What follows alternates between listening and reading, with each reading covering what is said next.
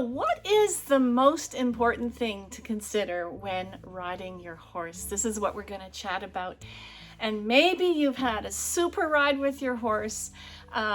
You've had tons of fun, whatever, you're energized from the ride, but there's just maybe something that's missing and you don't quite know what that is that's missing. And the one thing that we're going to talk about here is also the golden rule, or what I consider is the golden rule of horsemanship. Whatever your pursuit is, if it's trail riding, if it's classical dressage, if it's jumping, whatever your pursuit is, it's the golden rule from my perspective.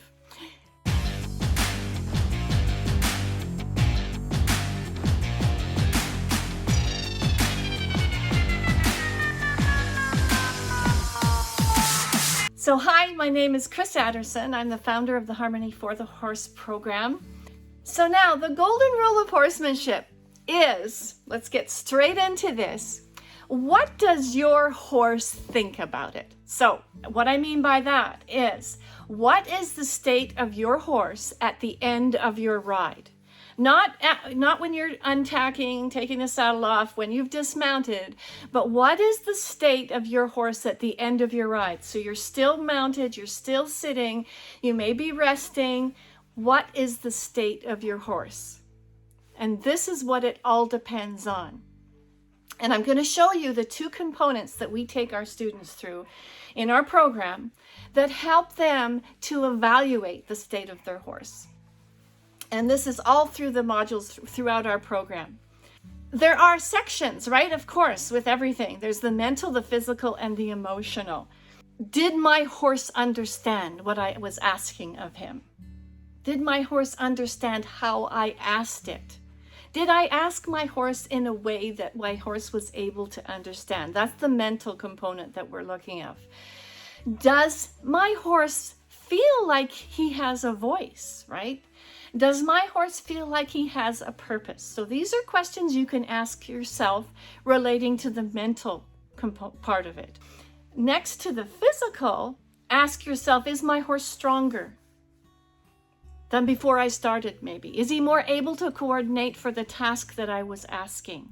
With his understanding, is he able to then use his intelligence to coordinate his body in the entirety of his body to do the task so that it's not harmful?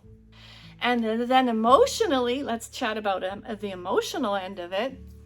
Is my horse stronger emotionally? Is he braver, right? Does she have the capacity to handle more than she did before?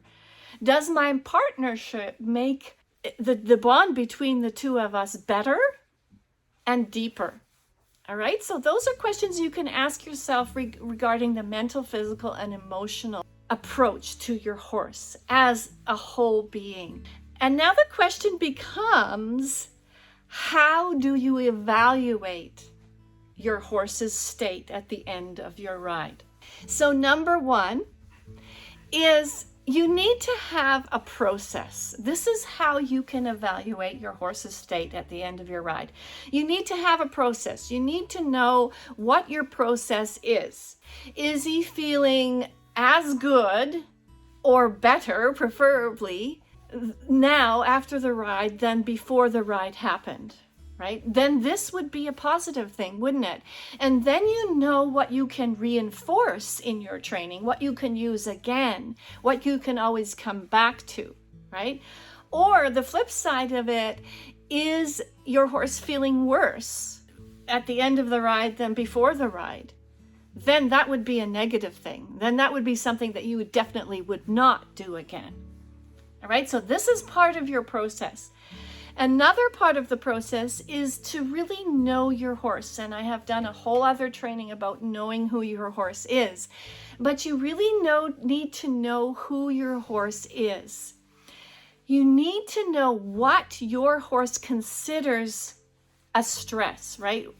And by that I mean a negative stress, or we can refer to negative, positive stresses, but I'm talking about what your horse perceives as anxiety, causes them to have anxious behavior. Because Anxiety, the flip side of anxiety is excitement, right? Those are basically the same emotions, just a different perception. So the better you know your horse, the better you are able to understand, or is this anxiety behavior, or is my horse just excited or curious or anticipating what comes and wanting to be with me? And the next thing is you need to know that your horse is able to move in any direction, okay? So that's what we want basically in horsemanship when we're riding our horse, right? We want to have our horse to be ready and able to move in any direction at any time. Sometimes they can't, right? Sometimes they are just not able to. But why? Why are they not able to do that?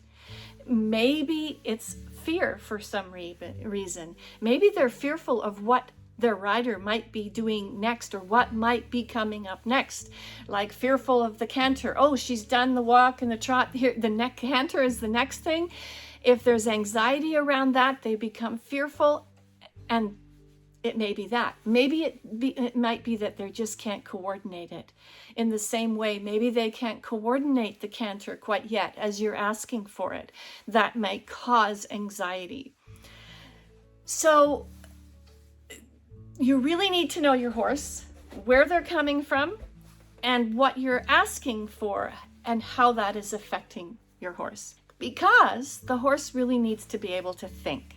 If your horse is not able to think, then it's no use going any further, really, right? Sometimes they can't think. Sometimes there's something that's distracting them too much, they're not able to think. How are you going to get them back to you? How are you going to get the mind back to you, right? This is part of the whole process that I'm talking about, where you're going to evaluate the state of your horse at the end of your ride. Because during your ride, throughout the ride, you may have, the horse may have these things happen, and probably definitely will have these things happen, right? A distraction over in the distance, or a fear from what's coming up next in the ride, or a fear that they won't be able to do what you ask. So that affects their ability to think.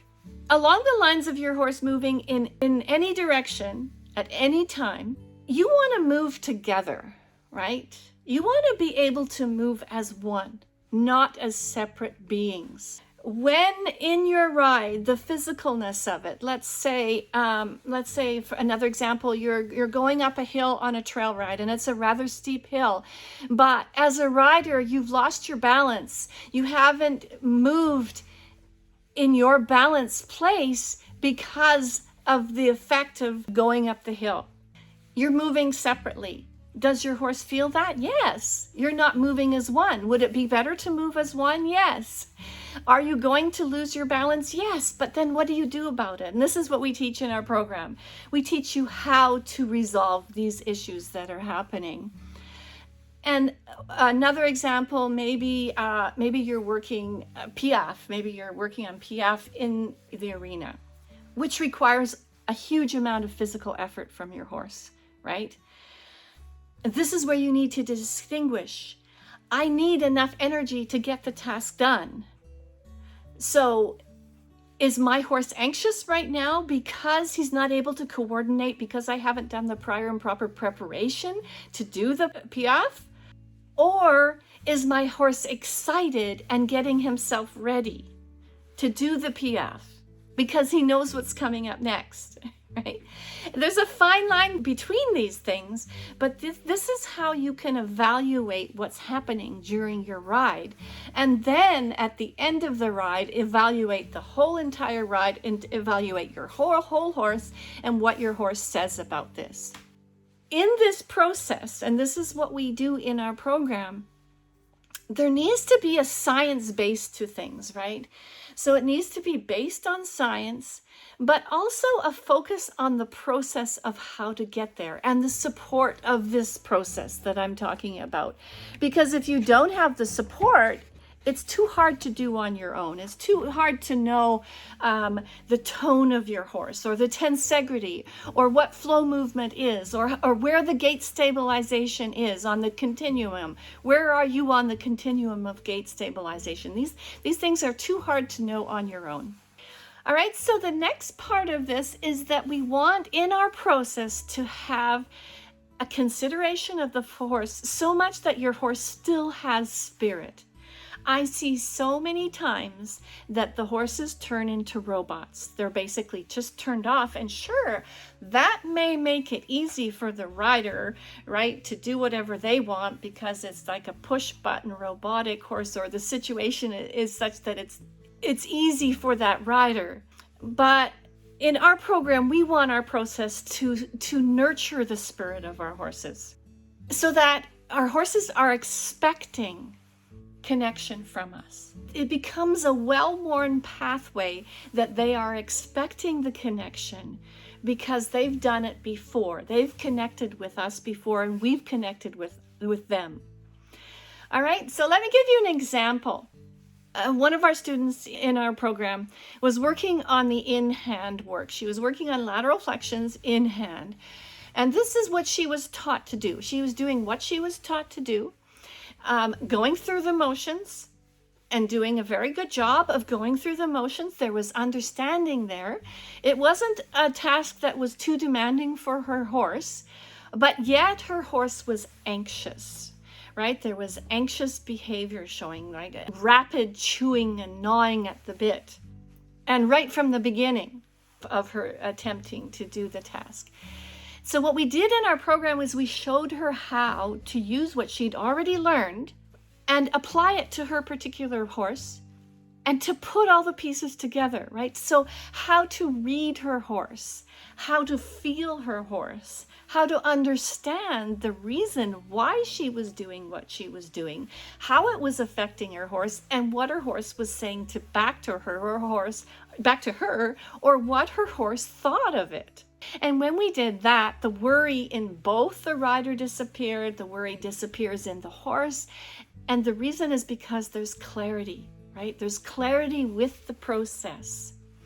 And that process can take you from being stuck and not knowing what to do next with your horse, or why these things are happening, to what happened to this rider in our program where she had huge epiphanies, huge progress with your horse, and was saying things like, my horse is a different horse. I want to continue on now to my second point, and that is to know what to look for, and more importantly, what to feel for.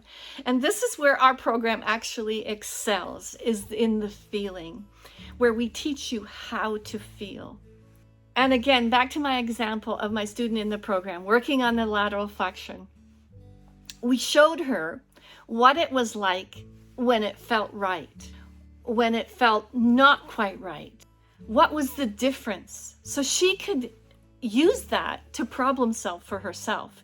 If a rider doesn't know what it feels like in the first place, or they don't know how to tap into that, because I believe every rider knows how to feel. We know how to feel our horses, but we sometimes have put that in the background because maybe we're working on our computers all day long, or maybe we have a job that doesn't require us to use our bodies in a way that actually is how we need to use our bodies when we feel our horses. So in our program, we help you to tap into that. We help you to find the path so you can feel your horse, and then problem solve for yourself, right? You're not reliant on us to tell you to do what to do with your horse, what position, what task. You become empowered when you use this type of knowledge. All right, so we helped Deb, this rider in our program that I'm telling you about, to know what to look for and how to use her body in the clearest, most effective way, so that when she put her hands on the bridle, the horse was melting and saying, okay, yeah, I'm here, I'm ready, and I'm waiting. And as an aside on this, this same rider, her life has completely changed. And this is right, an added benefit from being in our program. Our other students had the same major changes in their lives, where she rearranged her work, and she's in the process of rearranging how she's setting up her stable. She's working on her own rider self-care on a very deep and respectful way to herself. This is the step-by-step process that I'm talking about on how to feel your horse, teaching you how to feel. And yes, there are such things as sight. Yeah, we do have our visual sense that we, of course, tune into first. But then there's the other senses like the auditory and the kinesthetic, which are more important than our visual. What are the footfalls, right? What are you doing with your horse? It may not look pretty to an outsider, but the feeling of what the rider is doing is the most important if you know the right and the correct feeling that you're looking for. I'll say that again. Sometimes the process is not the finished product. So what it looks like visually is not what the finished product is, but in maybe 2 more sessions, you'll be at the finished product. But you had to go through that phase of feeling intensely so that you can get the visual finished product. Well, we're never ever finished, right? It always goes on and on and on, right? That's what's so intriguing about horses. Let me know if that's you. Is our horses so intriguing that that's what keeps you going on and on? And along the lines of feel, can you feel what the most ideal cadence is for your horse? Do you know what it is? Can you feel for it? Is there a difference? What's causing the difference? Why is that happening? These are all things that we ask you in our program. These are what we help you in our program with your horse. And when does that feel tip over the top, right? When has our horse reached the top of their emotional capacity, the top of their mental capacity, and then the top of their physical capacity because of their emotional and mental capacity? They're all connected. So is your horse ready for you and ready for more from you, right? The next day, the next week, rather than saying things to you like, I can't believe you because you're blank. What is the blank? What are you filling in the blank? I can't be your partner because blank. Fill that in for yourself right now. Just take a few moments. From your horse's perspective, if you were to ask your horse at the end of your ride, what did you think about that? What would your horse say back to you? Is your horse better in his or her body? Or were you just having fun at your horse's expense? Maybe. Is your horse better in their mind? Or were you not having a two-way conversation? Maybe. Is your horse better in their emotions? Or were you not able to discern what we talked about just here, what your horse's experience was? So you both want to share the enjoyment of your ride together, don't you?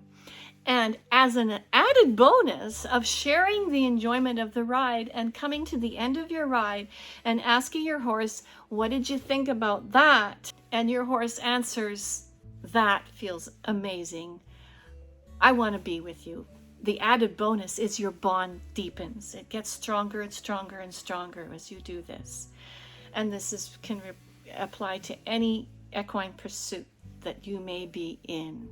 So if you'd like support with any of these things that I've talked about here, this is exactly what we do in our program. If you'd like support to actually learn how to feel your horse and tap into that innate ability that you have within you, then click on the link somewhere around here, copy and paste it, and go to the page that will take you to a calendar where you can book a call with us and we can chat and see how we can help you with your horse. Great to see that it's resonating with you, and I will see you next week. We do these trainings every Friday at this time. be sure to tune in. And if you'd like to get more of these live trainings and to get notifications coming into you, you can click on the bell icon. And when it fills in black, that means you will be getting notifications from me. All right, great to have you here with me, and I will see you next week. Bye for now.